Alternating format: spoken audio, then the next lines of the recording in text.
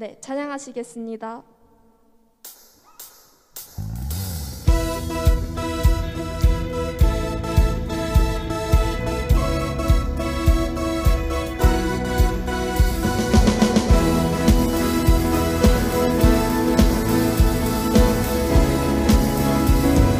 나는 노래하네, 나는 노래하네. 자유케 하신 주의 사랑, 모든 것을 내어주시고 우리를 구하셨네. 나는 노래하네, 날 구원하신 주의 은혜, 모든 것을 주께 맡기고 내 삶 주께 드리리. 누가 우리를 주의 사랑에서 끊을 수 있으리. 나 이제 주만 위해 살겠네. 그 어떤 것도 막지 못하네.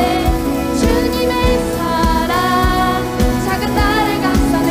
오 주의 영광 안에 살겠네.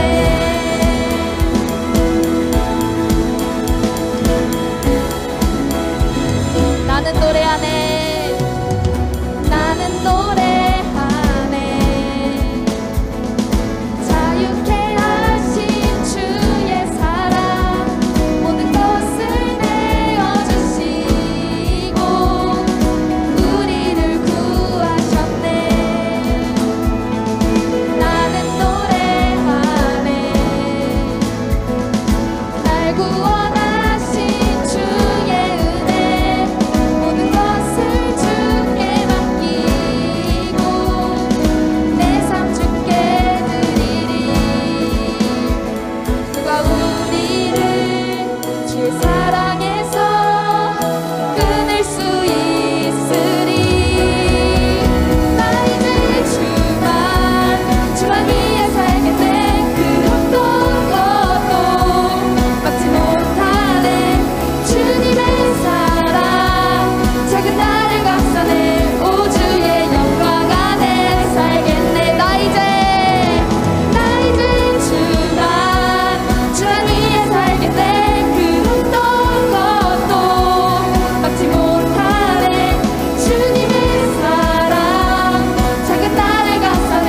오 주의 영광 안에 살겠네.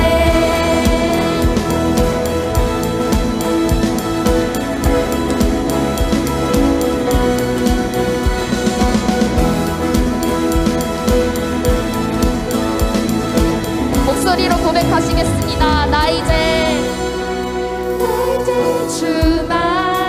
주만 위해 살겠네. 그 어떤 것도 막지 못하네. 주님의 사랑 작은 나를 감싸네. 오 주의 영광 안에 살겠네. 나 이제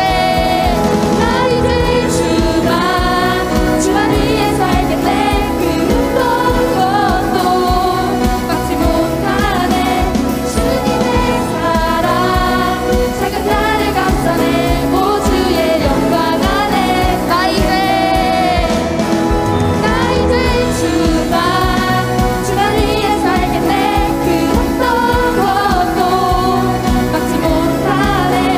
주님의 사랑 작은 나를 감싸네. 오 주의 영광 안에 살겠네.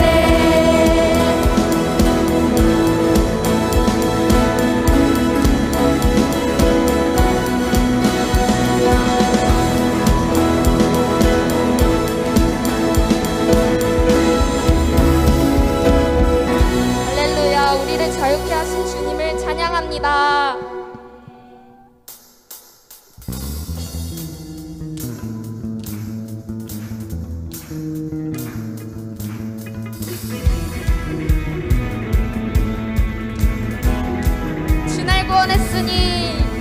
주 날 구원했으니 어찌 잠잠하리. 기쁨의 찬송 드리리. 주 내 죄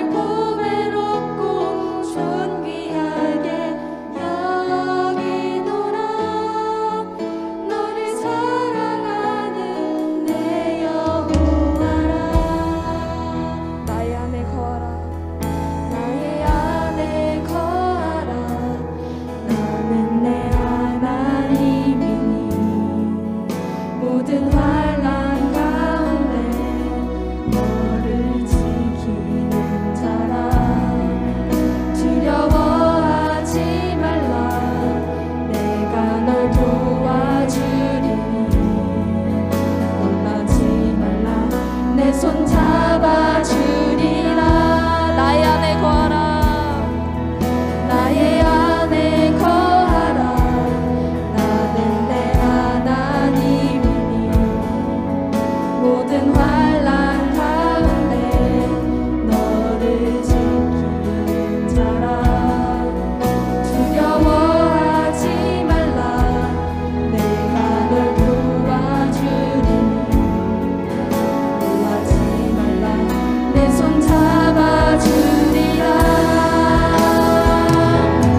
내가 너를 지명하여 불렀나니 너는 내 것이라. 내 것이라. 너의 하나님이라. 내가 너를 보배롭고 존귀하게 여기노라. 너를 사랑하는 내 여호와라. 내가 너를 지명하여 불렀나니 너는 내 것이라. 내 것이라. 너의 하나님이라. 내가 너를 보배롭고 존귀하게 여기노라. 너를 사랑하는 내 여호와라. 내가 너를 지명하여 불렀나니 너는 내 것이라. 내 것이라. 너의 하나님이라. 내가 너를 보배롭고 존귀하게 여기노라. 너를 사랑하는 내 여호와라.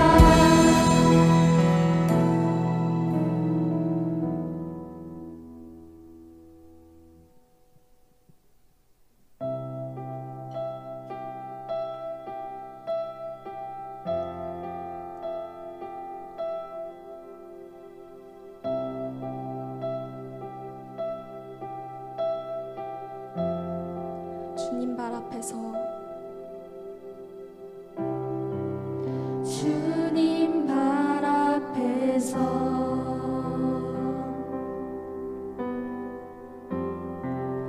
주를 기다리네.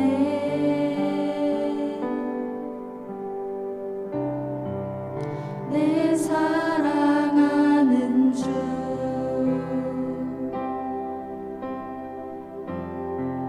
주님만 바라네.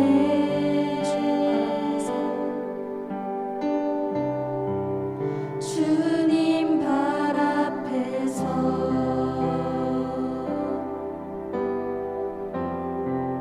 주를 기다리네.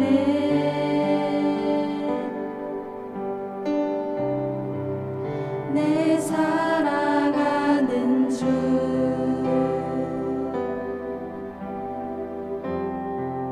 주님만 바라네.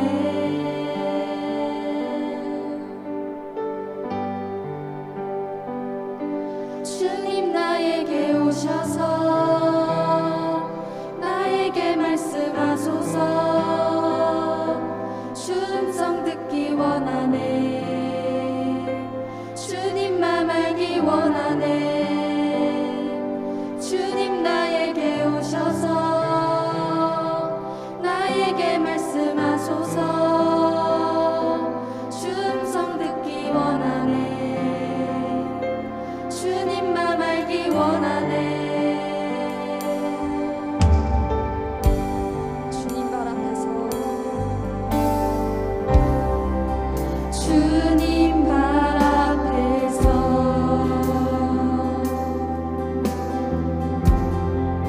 주를 기다리네.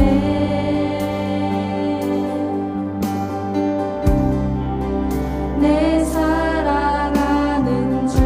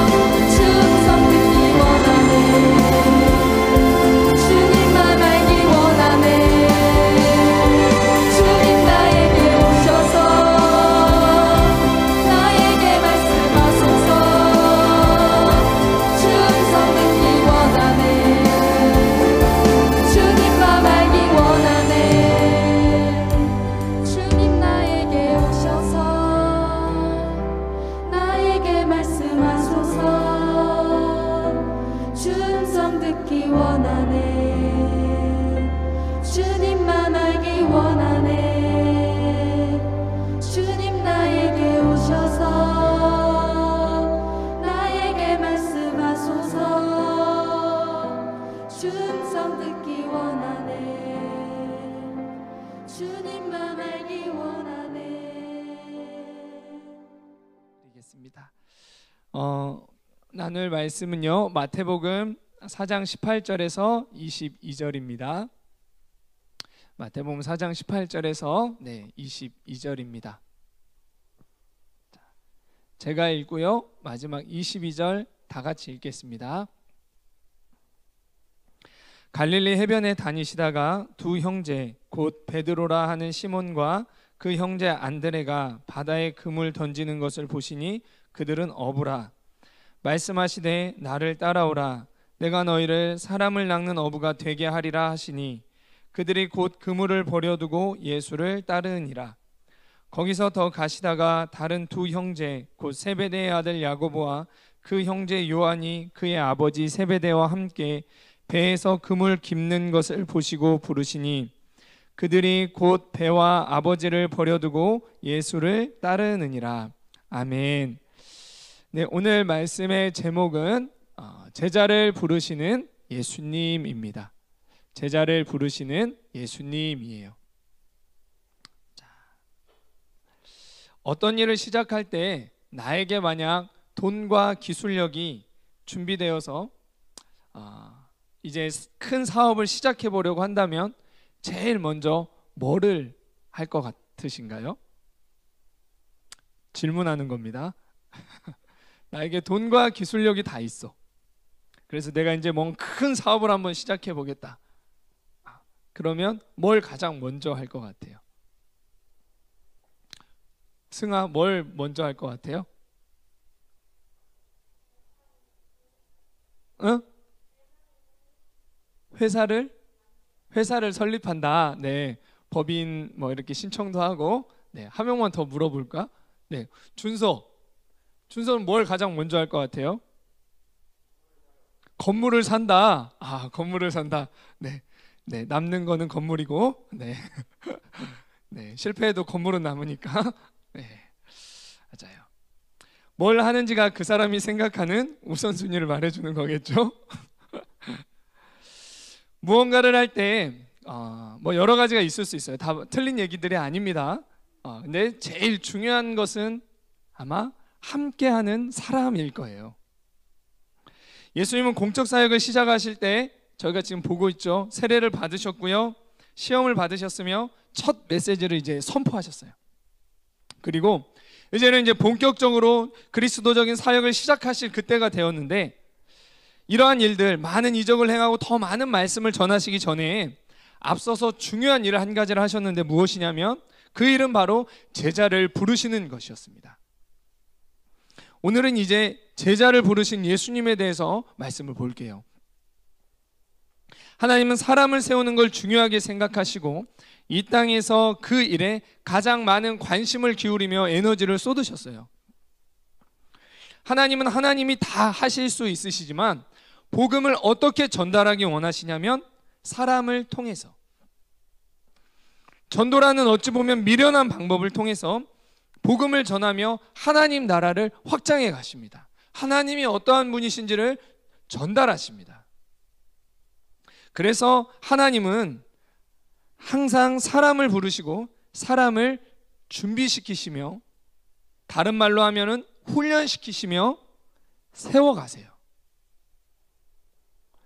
오늘 본문에는 바로 하나님의 뜻을 따라 예수님께서 예수님의 제자를 부르시는 내용이 나와요. 예수님이 어떤 사람을 제자로 부르시는지를 보고 내가 예수님의 부르심에 반응하는 예수님의 제자로 살아가게 되시기를 바랍니다. 예수님이 어떤 사람을 제자로 부르셨을까? 자, 먼저 첫 번째로 제자를 부르시는 그 예수님에 대해서 볼게요. 예수님은 하나님과 교제 가운데 이 땅에서 순종하는 모습으로 하나님의 일, 그 사역들을 하나하나 모두 다 하셨어요. 이날도 마찬가지였습니다. 하나님께서 예수님을 갈릴리 해변으로 가도록 인도하셨어요. 예수님은 하나님의 그 인도하심을 따라 갈릴리 해변으로 가셨고 그곳을 이제 거닐고 계셨어요. 거닐면서 그러셨겠죠. 하나님 왜 날 이곳에 보내셨을까? 이곳에 가서 누군가를 만날 거라는 어떤 말씀을 주셨는데 누굴까? 그런 마음으로 해변을 거닐고 계셨어요. 그러다 그곳에서 하나님이 주목하시는 사람을 보게 됐는데 바로 바다에 그물을 내리고 있는 어부 베드로와 안드레였어요. 하나님의 인도하심을 따라갈 때 그들을 만나셨고 하나님이 주목해서 보라고 하는 그들을 예수님은 주목해서 보셨습니다. 네. 예수님은 우연히 그들을 부르신 것이 아니었어요. 예수님은 하나님이 주목하고 계시는 이 사람들을 만나러 갈릴리 해변까지 가셨고요. 거기서 하나님께서 저들을 주목해서 보라 이렇게 말씀하시자 정확하게 그들을 부르시며 그들을 보시며 그들을 제자로 부르신 거였어요. 우연이 아니었던 거예요.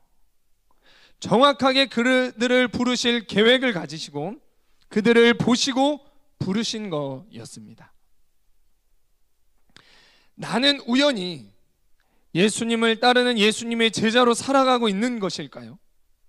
어쩌다 보니 우리 어머니가 교회 다니고 우리 아버지가 교회 다니다 보니 기쁨의 교회를 출석하게 되고 예수님을 따라야 할 것 같으니까 또 예수님을 그냥 그렇게 따르고 있는 것일까요? 은혜를 경험하고 주님을 위해 나를 드리기는 했는데 우연히 하나님과 부르심과는 상관없이 내 의지와 계획으로 지금 이렇게 되어버린 걸까요? 성경은 말씀합니다. 그런 일은 없습니다. 하나님은 지금도 예수님을 따르고 예수님에게 배우게 할 제자를 정확하게 보시고 부르고 계세요. 부르실 때도 로또처럼 랜덤으로 이 중에 너 이렇게 찍어가지고 그렇게 로또식으로 부르시지 않습니다. 그리고 나서 부른 다음에 아차 너 아니었는데 실수했네 이렇게 말씀하시지도 않으세요.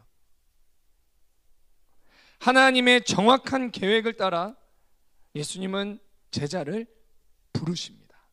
자신을 따르게 할 자를 부르세요. 너여야만 하니까 내가 너를 부른다.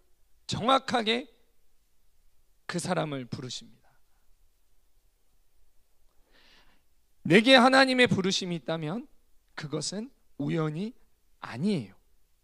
정확한 하나님의 계획입니다. 하나님은요, 우리와 같지 않고 실수하지 않으시고 어떤 일을 랜덤식으로 하지 않으세요. 시간이 닥쳤기 때문에 어쩔 수 없이 누군가를 세워야 하니까 예수님 공적인 사역을 시작하셨는데 누군가를 세워야 하니까 갈릴리 가다가 그물을 짚고 있는 어부가 보니까 저 사람 좋겠네 하고 그냥 딱 자, 너 나 따라 이렇게 하지 않으십니다. 예수님은요, 그리고 그러면서 네 이름이 뭐였더라? 이렇게 하지 않으세요.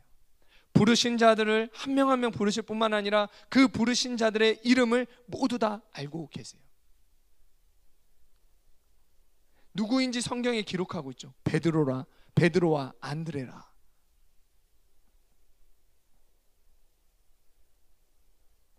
예수님이 이렇게 안드레와 베드로를 보시고 부르셨는데 그들의 직업이 무엇이었느냐? 제자로 부르셨는데 그들의 직업은 어부였어요. 성경은 예수님이 제자로 부르신 그들이 어부였음을 강조해서 말씀하고 있어요. 오늘 18절 말씀입니다. 갈릴리 해변에 다니시다가 두 형제 곧 베드로라 하는 시몬과 그 형제 안드레가 바다에 그물을 던지는 것을 보시니 그들은 어부라. 성경은 이것을 분명하게 기록하며 오히려 이걸 강조하고 있어요. 부르셨는데 그들은 어부였다.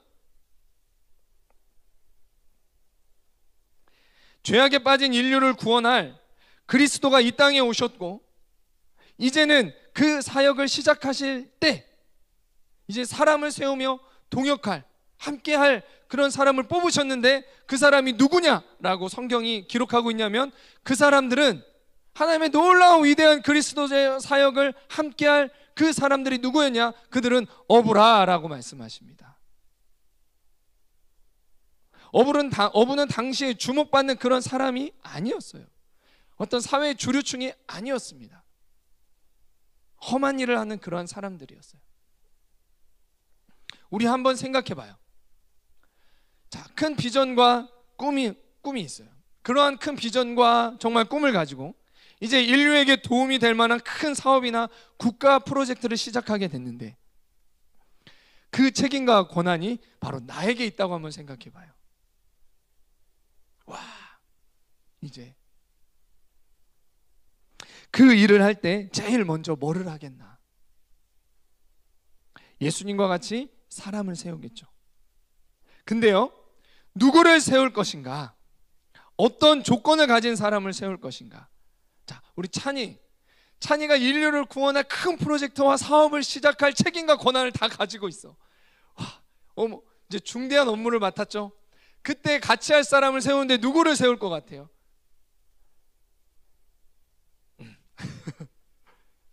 자, 나를 도와줄 사람 누구를 세울 것 같아? 정수는 어떤 사람이에요? 좋은 사람을 뽑는다. 네, 잘못 말하면 정수한테 목조름 당할까봐. 네, 정수 팔을 보면 저도 가끔 떨려요. 자, 한 명만 더 물어봅시다. 정연이가 이런 중요한 중차에 대한 프로젝트를 하는데 책임과 권한이 있어. 이걸 이제 이끌어 가야 돼. 이걸 완성시켜야 돼. 누구를 뽑겠어요? 재민이요. 시작이 중요해, 찬이. 네가 그렇게 얘기하니까. 네, 그렇죠. 네. 그러면 정수는 어떤 사람이에요? 정수는 어떤 사람 뽑을 것 같아요? 응?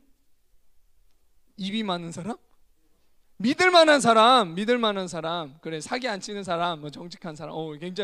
굉장히 좋은 대답이에요. 저는 그럴 것 같아요. 진짜 나에게 돈이 있어. 내가 국가 프로젝트를 진행해야 돼. 인류에게 정말 도움이 돼야 돼. 이거 성공시켜야 하잖아요. 자, 그러면 이 일에 어때요? 전문적인 지식이 있는 사람 전 부를 것 같아요. 와, 정말 뛰어난 사람, 전문적인 지식이 있는 사람, 그리고 실제 이와 같은 경험을 가진 사람. 아무 경험도 없는 사람과 함께 맨 땅에 헤딩할 수 없잖아. 내가 경험이 부족해도 정말 경험이 풍부한 그 사람을 아마 부를 거예요. 그리고 뭐예요? 내가 말하면 좀 알아듣는 사람, 그리고 그대로 할 수 있는 사람, 그 사람을 부르겠죠. 아마 찬이가 말하면 정수가 알아들을 것 같기 때문에 그렇게 지목했는지도 모르겠네요. 그렇겠죠. 그래야 일이 좀 수월할 것 같아요. 진행이 될 것 같고 완성이 될 것 같아요. 당연히 그렇죠. 자, 예수님이 전 인류를 구원할 하나님의 가장 중요한 사역을 시작하셨는데요, 진짜 예수님의 하나님의 사역에 있어서 가장 핵심이 되는, 창세 때부터 하나님이 예비하고 계셨던, 그 인류가 타락할 그때부터 예비하고 계셨던 그 구원 사역의 정점의 사역들이 이제 펼쳐지는데, 당연히 예수님도 전문적인 지식이 뛰어난 사람을 뽑으셔야겠죠. 예를 들면 하나님의 말씀을 많이 아는 종교 지도자나 어떤 고학력자들을 선정하셔야 되겠죠. 자, 인류를 구원할 계획에 대해서 놀라운 지식을 가지고 있는, 또한 실무 경험이 많은 사람을 뽑겠죠. 전도를 많이 해봤다거나 강의나 말씀 선포를 많이 해본 사람들을 아마 세울 거예요. 또 예수님이 말하면 적어도 알아들을 수 있는 사람, 예수님이 영적인 메시지를 던지면 영적인 말을 알아들을 수 있는, 그래야 대화가 되고 함께 일을 할 거 아니에요. 그와 같이 기도를 많이 하는 사람, 기도를 많이 해서 영적인 사람이나 영적 소통이 되는 사람들을 뽑으셔야만 했겠죠. 그런데 그런 조건과는 전혀 상관이 없는 누구를 뽑으셨다라고 얘기하려면, 그들은 어부들을 예수님의 제자로 처음 부르셨어요. 내게 맡겨진 프로젝트에 전문 지식도 없고 실무 경험도 없고요, 말도 잘 안 통하는 사람을 뽑아 놓으면요, 그 프로젝트 누가 다 감당해야 돼요?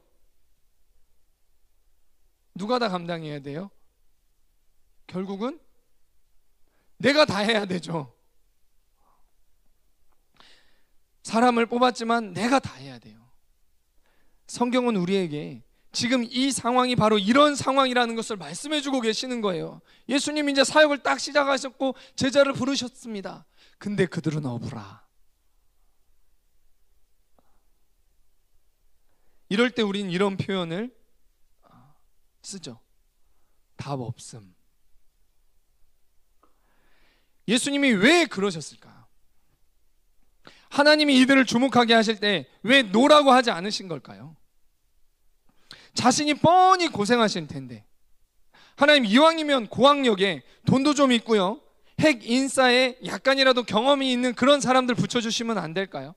제가 이런 그리스도적인 사역을 할 때 그런 사람이라면 굉장히 도움이 될 것 같아요. 사람에게 다가가는데 약간 핵 인싸가 내 옆에 있으면 뭔가 도움이 될 것 같고요, 물질적으로도 서포트를 받을 것 같고, 하나님의 말씀이 몇 장 몇 절에 이 예언들이 앞으로 이루어질 거라고 자꾸 서포트를 해주면 굉장히 큰 도움이 될 것 같아. 예수님이 어부를 주목하게 하셨는데 예수님이 이런 사람 붙여주시면 안 돼요 라고 말씀을 하셨어야 되는데 그렇게 하지 않으셨어요. 왜 그러신 걸까요? 왜냐하면 하나님 나라에 전혀 도움이 안 될 것 같은 이들을 부르신 것이 하나님의 뜻이기 때문이었습니다. 하나님이 이들을 주목하고 계셨기 때문이에요. 그래서 예수님은요, 하나님이 이들을 주목하시며 보시는 그 부분들을 같이 보고 계셨습니다. 그 부분들을 같이 보셨어요. 이것이 바로 하늘의 관점이고요, 하나님의 관점이에요. 이 세상을 살아가는 우리의 관점과는 너무나 달라요. 그래서 우리도 이 뜻을 온전히 다 이해하지 못할 때도 많아요. 그리고 이런 하나님의 관점을 갖지 못합니다. 자, 그럼 하늘의 관점, 하나님의 관점, 예수님이 주목하여 보신 그것이 무엇이었느냐? 바로 그것은 그들의 마음이었어요. 하나님의 관점은 외적인 조건이 아니었어요. 외적인 조건이었다면 종교 지도자들을 찾아가셨어야만 해요. 어디 성전에서 기도하고 있는 그런 사람을 찾아가셨어야만 해요. 그런데 하나님이 어디를 가게 하셨냐면 갈릴리 해변을 가게 하셨어요. 하나님은 그들의 마음을 보시고 그들을 주목하셨던 거예요. 어디에 있던지 간에. 하나님은 내 마음을 보시고 내 마음이 하나님의 마음에 합할 때 나를 주목하시고 내가 가진 것까지도 사용하세요. 내가 어디에 있든지 하나님은 내 마음을 주목하시고 나를 사용하시는 것입니다. 우리도 하나님과 같은 눈을 가져야 해요. 나는 나를 볼 때 무엇을 보고 있나요? 다른 사람을 볼 때 무엇을 보고 계시나요? 외모와 스펙을 보고 있나요? 하나님은 나를 보실 때 먼저 외모와 외적 조건을 보시지 않으십니다. 사람들은 외모와 외적 조건을 먼저 보고 그 사람과 같이 할지 말지를 결정하지만 하나님은 내 마음을 보세요. 그것을 먼저 보십니다. 하나님께서 그래서 우리가 쓰임받기 위해서는 먼저 내 마음을 살펴볼 줄 알아야 해요. 그렇지 않으면 열심히 외모나 외적 조건을 다 준비했는데 하나님이 나를 사용하시지 않는 그런 상황을 맞이하게 될 수가 있는 거예요. 사람은 외모를 보지만 여호와 하나님은 마음의 중심을 보십니다. 자, 한번 봅시다. 외모와 외적 조건이 사람 보기에 뛰어난 사람과 그 마음 중심이 하나님 마음에 합한 자 중에 하나님은 이 땅 가운데서 누구를 들어서 하나님의 왕국을 완성해 가시는지 세워 가시는지 한번 보죠. 이스라엘 초대 왕인 사울이 하나님께 불순종하면서 돌이키지 않아 하나님은 다른 왕을 세우기로 결정하세요. 하나님은 선지자 사무엘에게 베들레헴 이새의 아들 중에 내가 한 왕을 보았으니 그에게 가라라고 말씀하세요. 자, 사무엘상 16장 1절 말씀입니다. 다 같이 한 목소리로 한번 읽어보겠습니다. 시작. 여호와께서 사무엘에게 이르시되 내가 이미 사울을 버려 이스라엘 왕이 되지 못하게 하였거늘 내가 그를 위하여 언제까지 슬퍼하겠느냐. 너는 뿔에 기름을 채워 가지고 가라. 내가 너를 베들레헴 사람 이새에게로 보내니 이는 내가 그의 아들 중에서 한 왕을 보았으니 라 하시는지라. 아멘. 자, 여기서도 보면 하나님이 보았다라고 하시죠. 누구를 보셨어요. 자, 이 말씀을 듣고 사무엘이 순종함으로 이새에게 가서 이제 아들을 보여달라고 해요. 자, 첫째 아들 엘리압이 사무엘 앞을 딱 지나갑니다. 사무엘이 우와 너무나 흡족해하면서 우와 하나님께서 왕으로 세우실 자가 지금 하나님 앞에 서 있나이다 이렇게 고백해요. 하나님이 사무엘에게 뭐라고 말씀하셨냐면 사무엘상 16장 7절 말씀이에요. 이 말도 한번 같이 한번 읽어봅니다. 네, 시작. 여호와께서 사무엘에게 이르시되 그의 용모와 키를 보지 말라. 내가 이미 그를 버렸노라. 내가 보는 것은 사람과 같지 아니하니 사람은 외모를 보거니와 나 여호와는 중심을 보느니라 하시더라. 아멘. 뭐예요? 마음의 중심을 보신다는 거예요. 그렇다면 하나님이 사무엘에게 맨 처음 말씀하셨을 때 내가 이새의 아들 중에 한 왕을 보았다라고 하셨는데 그때도 뭘 보고 계셨다라는 거예요? 외모가 뛰어난 엘리압을 보고 계셨다는 것이 아니라 그 마음의 중심을 보고 계셨다는 거죠. 그의 마음을 보시고 사무엘을 이새의 집으로 보내신 거예요. 그 세울 자의 마음을 보시고 보내신 거예요. 사무엘을. 자, 이새 이제 첫째가 아니라 하시니까 자, 그러면 둘째 아들이 있나이다. 이새의 둘째가 지나가고 셋째가 지나갔어요. 넷째가 지나가요. 다섯째가 지나가요. 여섯째가 지나가요. 일곱째가 지나가요. 모두 사무엘 앞을 지나갔는데 볼 때마다 사무엘의 마음에는 만족스러워. 그렇지만 하나님의 마음에는 만족스럽지 않았어요. 사무엘이 이새에게 더 아들이 이제는 없습니까? 라고 하자 그때서야 아무도 안궁했던 그 다윗이 있다고 해요. 다윗을 데려오라고 합니다. 그러면 그 아들 한번 데려오세요. 막내 아들이고 외적 조건으로는 아무도 관심을 갖지 않았던 그 사무엘 앞에 아들들이 다 모였을 때도 양을 치고 있던 그 다윗이 사무엘 앞에 멋진 옷을 입고 있었던 것도 아니에요. 허름한 옷에 양을 치고 있었어요. 그 다윗이 사무엘 앞에 딱 서자 하나님께서 바로 이 막내 아들에게 기름을 부어라라고 하셨습니다. 하나님은 외모와 외적 조건이 사람 보기에 뛰어난 그들을 쓰신 것이 아니라 사람들은 안궁했지만 그런 존재였지만 그 마음 중심이 하나님 마음에 합했던 다윗을 부르셔서 다윗 왕국을 세우셨습니다. 메시아의 조상이요 하나님 나라를 예표하는 그 다윗 왕국을 아무도 관심을 갖지 않고 궁금해하지 않았던 외적 조건으로는 전혀 거들떠보지도 않았던 그 다윗을 하나님이 사용하신 거예요. 부르신 거예요. 사람들은 다윗을 안궁했지만 하나님은 다윗을 주목하고 계셨어요. 자, 나를 바라볼 때 무엇을 보고 있나요? 하나님이 관심을 갖지 않는 외모와 외적 조건에 관심을 가지고 있나요? 또한 여러분 다른 사람을 볼 때 무엇을 보고 계시나요? 저를 볼 때 무엇을 보고 계시나요? 하나님이 보시는 마음 중심을 보시고 내 마음 중심이 하나님 마음에 합한 마음으로 변하는데 관심을 가지시기 바랍니다. 그리고 말씀에 반응하시기 바래요.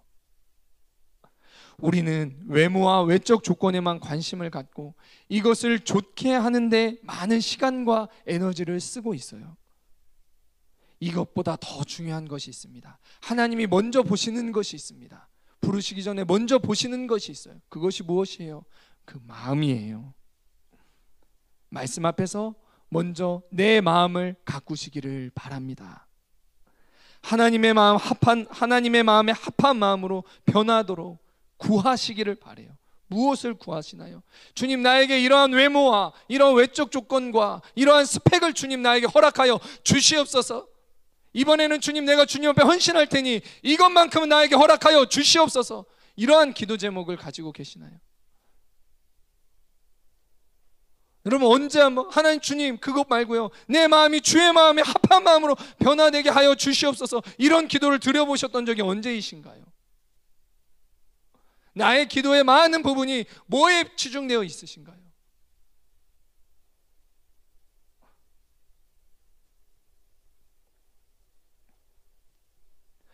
그럼 어떤 마음이 예수님의 제자로 부름받게 되는 하나님의 마음에 그런 합한 마음일까요? 그 마음은요, 예수님이 하라는 대로 할 수 있는, 예수님께 배우고자 하는 그런 순수한 마음이에요. 예수님은 그 마음 중심 하나를 보시고 어부를 제자로 부르신 거예요. 그들의 직업, 그들의 고기 잡는 기술, 말솜씨, 이런 것을 보신 것이 아니었어요.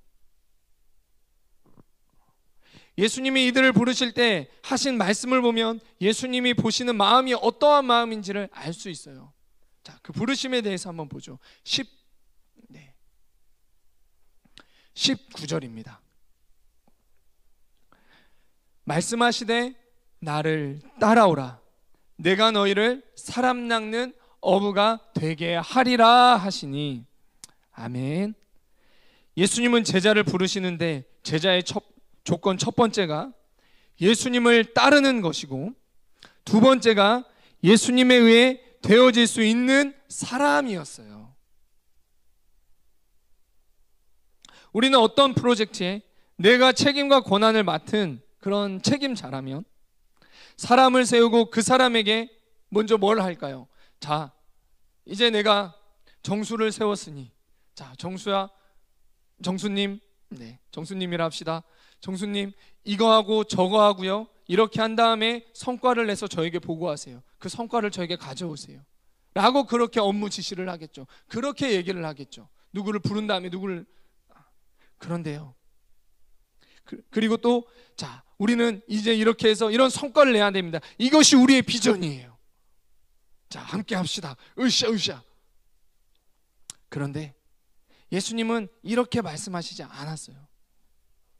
제자가 될 수 있는 조건은 오직 두 가지뿐이었습니다. 예수님을 따르며 예수님께 배우는 것이었어요. 이것이 예수님이 제자를 부르시는 가장 중요한 조건이고 예수님이 주목하여 보시는 그런 마음이었던 거예요. 제자는 스승으로부터 배우는 사람을 말하죠. 예수님이 원하시는 제자는 처음부터 능력이 많아서 많은 일을 하는 사람이 아니라 예수님이 하시는 것을 처음부터 그대로 배워서 예수님이 하셨던 그대로 하나님이 나타나도록 이 땅에서 사역해야 할 그런 사람이었던 거예요. 이것이 가능하기 위한 가장 중요한 첫째 조건이 뭘까요? 바로 하라는 대로 할 수 있는 사람이겠죠. 이게 왜냐하면 예수님은 어부라도요, 셀이라도요, 부족하고 연약해도요, 예수님과 같이 이 사역을 감당하도록 세울 능력이 있으신 분이시기 때문이에요. 이것이 세상의 기준과 하나님의 기준이 다른 결정적인 이유입니다. 저는 사람을 세우면 능력이 부족하기 때문에 저를 서포트할 수 있는 정말 능력이 많은 사람들을 부를 거예요. 나를 좀 도와주고 동역이 될 만한 사람. 그런데 예수님은 그렇게 부르시지 않는다고요. 주님 앞에 쓰임받기 원하는 사람이 되고 싶으신가요? 그러면 우리도 주님과 같은 관점을 갖는 것이 필요합니다.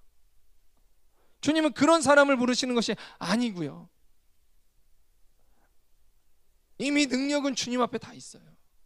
주님에 의해서 세움 받아질 수 있는 그런 사람을 부르시는 것입니다.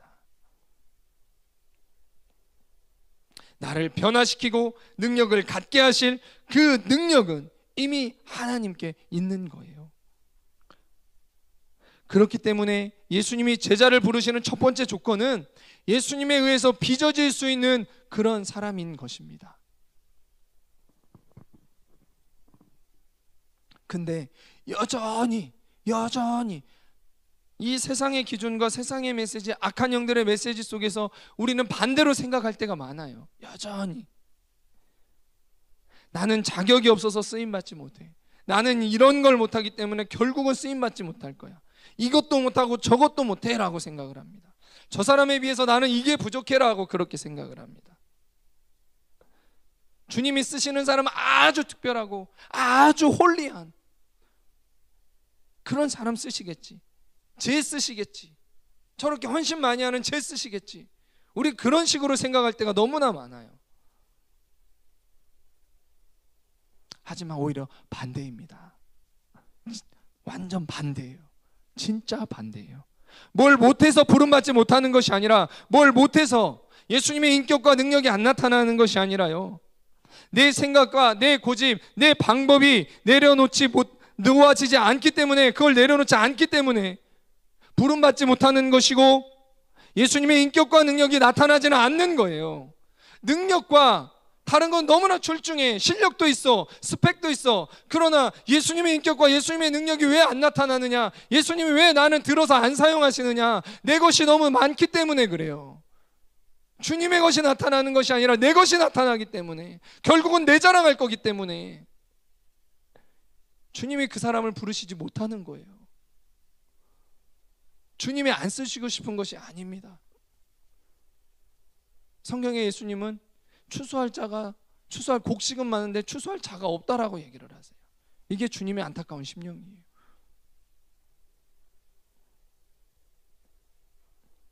예수님은 우리에게 내가 너희를 제자로 불렀으니까 자, 이제 사람 낚는 어부가 되라. 열심히 사람 낚는 법을 배우고 연구해서 영혼을 구원해 와라. 이렇게 말씀하시지 않으셨어요. 예수님은 나를 사람 낚는 어부가 되게 하겠다라고 말씀하십니다. 예수님이 그렇게 만드시겠다는 거예요. 그 전제 조건이 뭐예요? 나를 따르라는 거예요. 이것은 나를 가까이 따르며 나와 함께하며 나의 모든 방법, 인격 등이 습득되도록 해라. 그럼 내가 너를 이 땅에 하나님의 영광을 나타내고 생명을 살리고 세우는 자로 너를 빚어갈 것이다. 이렇게 말씀하고 계시는 것입니다. 예수님이 제자를 부르시는 가장 첫 번째 조건이고 또한 유일한 조건은, 예수님이 제자로 부르시기 위해 나를 보실 때 보시는 그 마음은, 그것이 무엇이냐? 하나님이 하라는 대로 하고 예수님께 배우고자 하는 순수한 그 마음입니다. 다른 것이 없어요. 그래도 주님 이것이 필요하지 않을까요? 다른 조건이 없습니다. 성경 어디를 보세요? 다른 조건이 나와 있는지. 세상의 제자가 아니요 자기 영광을 드러낼 자가 아니라 하나님의 영광을 나타내고 죽어가는 영혼을 살리는 예수님의 제자가 되기 위해 예수님이 가장 중요하게 생각하시는 것은 바로 이것이었어요. 예수님은 이 마음을 가장 중요하게 생각하셨고, 하나님이 갈릴리 해변으로 인도하셔서 만나게 하신 이들 안에 바로 이 마음을 보셨던 거예요. 네가 나의 영광을 나타내기 위해서 좀 더 멋진 스킬을 가져라. 먼저 좀 열심히 더 악기를 하는 사람들은 화려한 필인을 더 연구해라. 그런 거 가져라. 그렇게 말씀하시지 않아요. 나를 따르며 내게 배울 수 있는 그 순수한 마음이 있는지 주님이 그걸 보시고 물으십니다. 예수님의 제자가 되기 위해, 예수님의 인격과 능력을 나타내기 위해, 하나님의 영광을 나타내고자 하는 놀라운 좋은 비전을 가지고 있으면서 아직도 자격을 생각하고 스펙을 생각하고 있나요? 그것이 있어도 주님에 의해서 움직여지지 않는 사람이 있다라면, 주님이 말씀하셔도 주님에 의해서 전혀 움직여지지 않는 사람이 있다라면, 예수님에게 내가 좋아 보이는 것은 배우고 그럴 때는 예수님을 따르지만, 내가 안 좋아 보이고 내게 안 좋아 보이고 불이익이 있을 것 같으면 예수님의 제자가 아니라 세상의 제자가 되어 세상의 음성을 따르려는 그 마음을 가지고 있다라면, 예수님은 그런 사람을 제자로 부르시지 않으시는 거예요. 그리고 그런 사람을 제자로 세우실 수가 없는 거예요.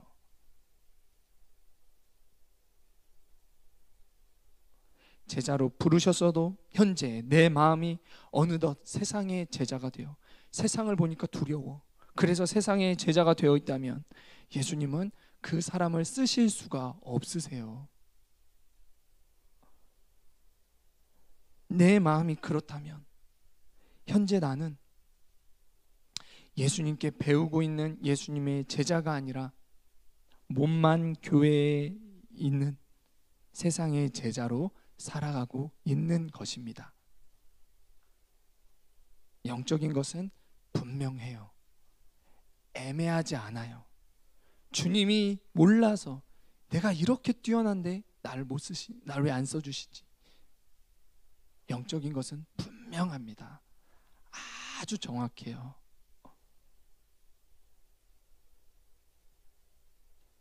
예수님의 제자로 살아가기 위해서는 오직 예수님을 따르고 예수님을 온전히 배워야 합니다. 나는 예수님을 따르고 예수님을 배우며 우리가 예수님과 같이 그리고 세상을 정복하고 다스려 가야 하는 거예요. 나는 예수님의 제자인가 세상의 제자인가? 이것에 대한 답은 나는 예수님께 온전히 배우려고 하나, 아니면 몸은 교회에 있지만 말씀이 주어지지만 세상에서 세상을 배우고 있나, 아니면 말씀이 주어지지만 말씀에는 반응하지 않으면서 내 뜻대로 아직도 고집대로 반응하고 있나? 이 질문에 대한 답으로 할 수 있어요. 직분이 예수님의 제자라는 걸 말해주지 않습니다. 내 소속이 지금 어디에 있습니까? 지금 나는 예수님께 배우고 있습니까? 아니면 세상으로부터 배우고 있습니까?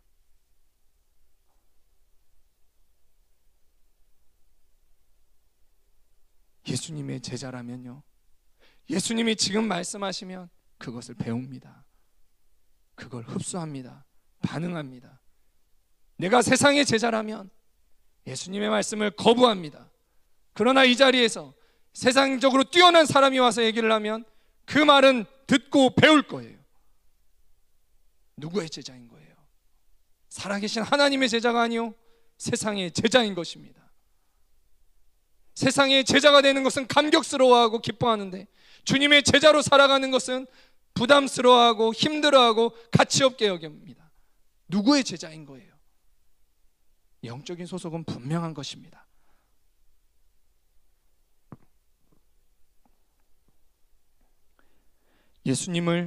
예수님께 온전히 배우기 위해서는 세상 것, 인간적인 것, 그것을 내려놓아야 해요.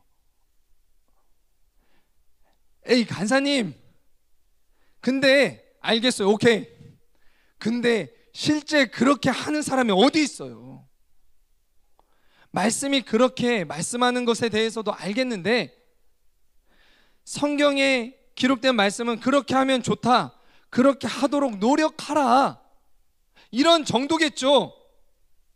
이런 마음이 드시죠.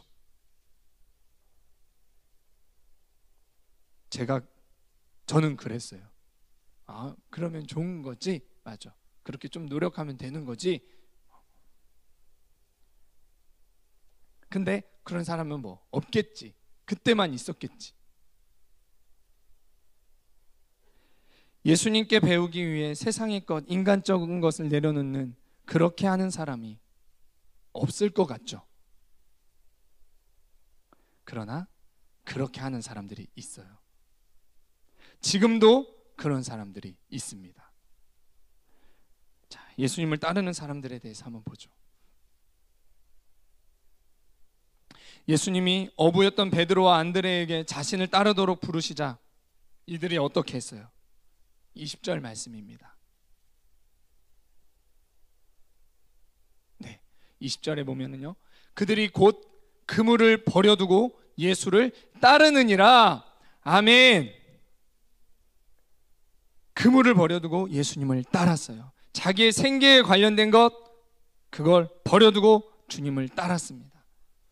또 거기서 또 볼까요? 거기서 더 가시다가 다른 형제인 야고보와 요한이 누구와? 아버지와 함께 배에서 금을 깁는 것을 이번에도 보시고, 그것도 보신 다음에 부르셨어요.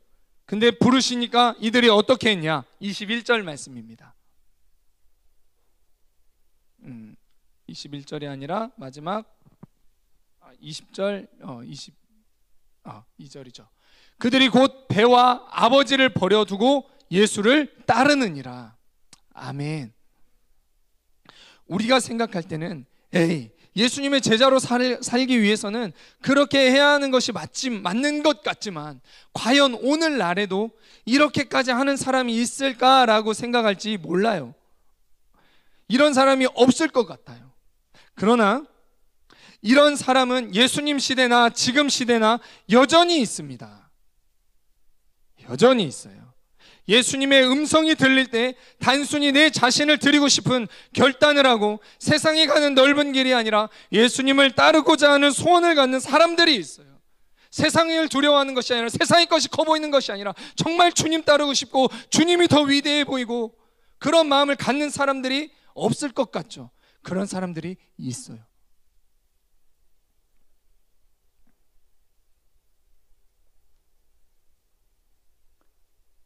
소원을 갖는 것에 그치지 않고 어리석어 보일지라도 예수님께 올인하는 그런 사람들이 있어요.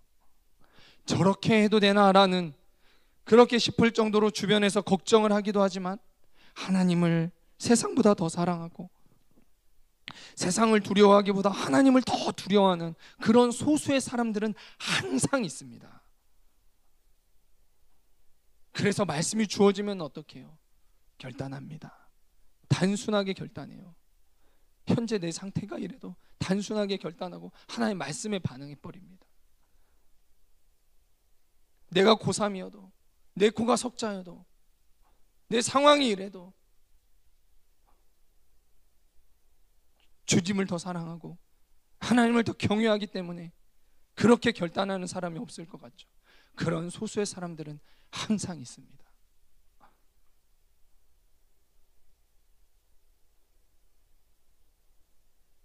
세상 두려움을 믿음으로 이겨내는 그런 사람들이 항상 있어요.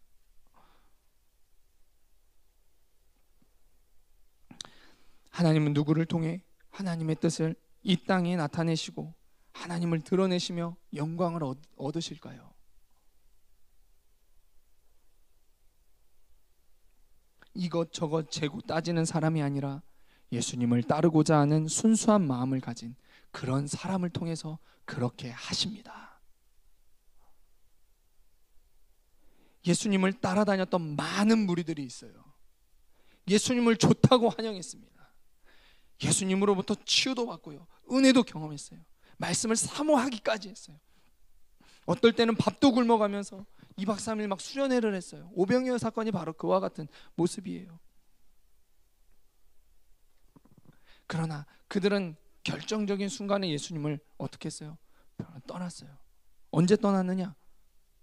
예수님이 나에게 먹을 것을 주지 않을 때, 또 군중 심리가 기득권에 의해서 예수님을 잡아 죽이는 편으로 쏠릴 때 예수님을 떠났어요.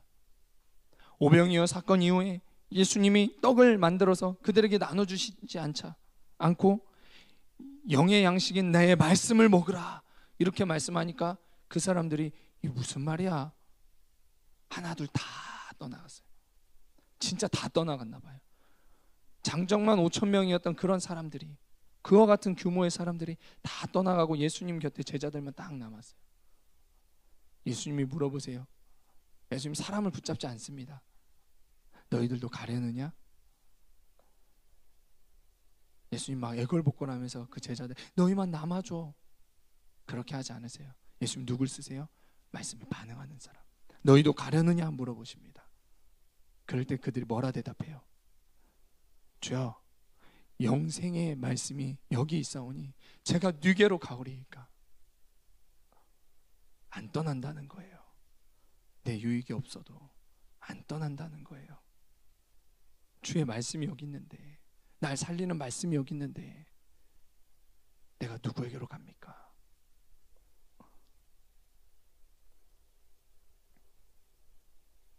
또 종교 지도자들이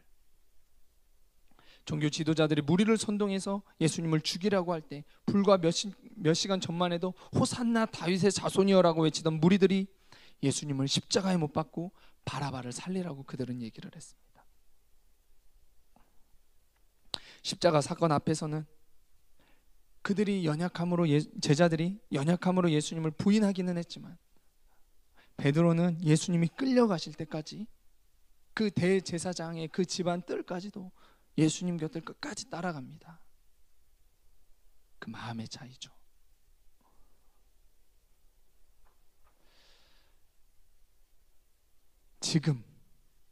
지금 주님을 따르지 못하면 우리가 언제 예수님을 따르겠습니까? 만약 지금 내가 예수님을 따르지 않는다 하더라도 주님의 부르심 앞에 내가 주님 아직요 wait 잠깐만요. 대학생이 돼서 청년이 돼서 결혼하고 좋은 직장을 잡고 그때요.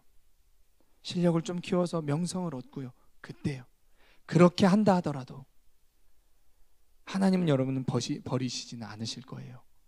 하나님께서 저와 여러분을 사랑하셔서 계속해서 기다리시며 불러주실 겁니다. 그러나 하나님은 공평하시고요, 마음의 중심을 보시는 분이신데 말씀이 주어질 때 말씀에 단순하게 반응하며 예수님께 자신을 올인하는 사람과 나중에 돼서야 자기 할 것 다 하고 주님 따르겠습니다 하는 사람을 똑같이 대하시고 똑같이 사용하실 거예요. 똑같이 하나님의 영광을 그 위에 내려주실 거예요. 둘 다 사랑하시지만 상이 다르고 하나님의 영광이 다를 거예요. 달란트나 문화 비유에서도 이걸 말씀해 주고 계세요. 주인이 종들에게 은혜를 각각 나눠주자 어떤 일이 일어나요? 어떤 사람은 바로 가서 주인을 위해 열심히 장사하고 받은 것에 배로 남겼어요. 근데 어떤 사람은 주인을 오해해서 주인은 나에게 돈만 맡기고 내게 일 시켜서 자기는 어디 가서 이렇게 놀면서 더 많은 수익을 얻으려고 해. 이렇게 생각하며 주인이 준 것을 땅에 묻어버립니다. 주인이 돌아왔을 때 어떻게 됐나요? 주인을 사랑해서 바로 가서 더 많은 것을 남긴 자들을 칭찬을 받았지만 땅에 묻어둔 자들은 책망을 받아요. 자, 마지막 우리 결론입니다. 예수님을 따르고자 하는 소원을 주셨다면 그것은 하나님이 내게 주신 은혜예요. 그리고 그것이 바로 부르심입니다. 말씀을 통해 이런 은혜를 주실 때 예수님을 따르기로 반응한다면 예수님이 나를 바로 지옥을 향해 가고 죽음 가운데 있는 영혼을 살리고 세우는 제자로 세워 가실 거예요.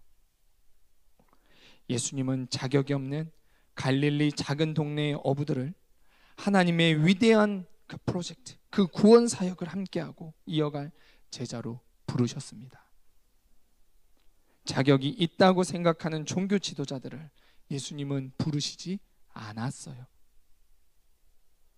내 마음이 예수님을 따르며 예수님께만 배우려고 하는 그 순수한 마음이라면 예수님은 언제라도 나를 부르시고 다시 나를 예수님을 나타낼 제자로 세워 가실 거예요.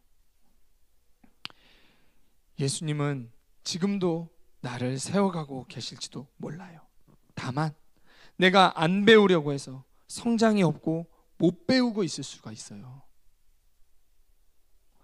이 순수한 마음을 다시 회복하는 것은 오늘 이 말씀을 듣고 순수하지 않았던 세상을 배우고 있었던 종교의 모양만 있었던 내 모습을 바로 회개할 때 다시 회복될 수 있는 것입니다. 나는 예수님의 제자입니까? 세상의 제자입니까? 예수님을 따르고 예수님께 배우는 저와 여러분이 또 이번 학기가 되기를 여러분 축복합니다. 예수님을 따르면 어떤 일이 일어나느냐? 주님이 올해 가운데 우리 가운데 주신 이 말씀, 주는 그리스도시요 살아계신 하나님의 아들이십니다. 주님이 누구신지를 분명하게 만나고 경험되는 그러한 역사들이 제자들에게 있었던 것처럼 우리에게도 있을 것입니다. 그렇게 될 것을 믿고 선포합니다.